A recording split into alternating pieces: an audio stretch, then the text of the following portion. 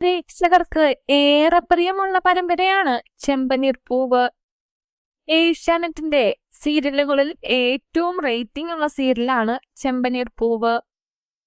എന്നാൽ അടുത്തിടെ ചെമ്പനീർ പൂവിലേക്കുള്ള പുതിയൊരു എപ്പിസോഡ് വരികയാണ്. സച്ചി, സുധി, ശ്രീകാന്ത് ഇവർ 3 പേര് ഒരാൾ ചന്ദ്രമതിയുടെയും രവിയേട്ടന്റെയും മകനല്ല.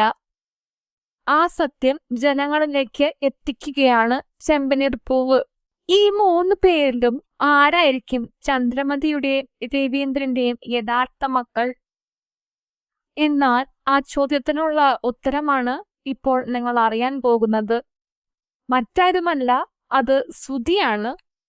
വരും എപ്പിസോഡുകളിൽ നിങ്ങൾ അത് കാണുന്നതായിരിക്കും. സുധി യഥാർത്ഥത്തിൽ ചന്ദ്രമതിയുടെ സഹോദരിയുടെ മകനാണ്. അവരുടെ വഴിവിട്ട ബന്ധത്തിൽ അവർക്കുണ്ടായ മകനാണ് സുധി. എന്നാൽ ആ സ്ത്രീ മരിക്കുകയും ചന്ദ്രമതിയോട് അവനെ പൊന്നുപോലെ നോക്കണമെന്നും ഒരു കുറവും വരുത്തരുതെന്നും ചന്ദ്രമതിയെ ഏൽപ്പിച്ചിരുന്നു. അതുകൊണ്ടാണ് ചന്ദ്രമതി സുധിയെ മറ്റു 2 മക്കളെക്കാട്ടിലും സ്നേഹിച്ചിരുന്നത്. ഈ സത്യം രവിയേട്ടനും ചന്ദ്രമതിക്കും അച്ചമ്മയ്ക്കും മാത്രമേ അറിയുകയുള്ളൂ. എന്നാൽ വരും എപ്പിസോഡിൽ അത് സുധി അറിയുന്നു.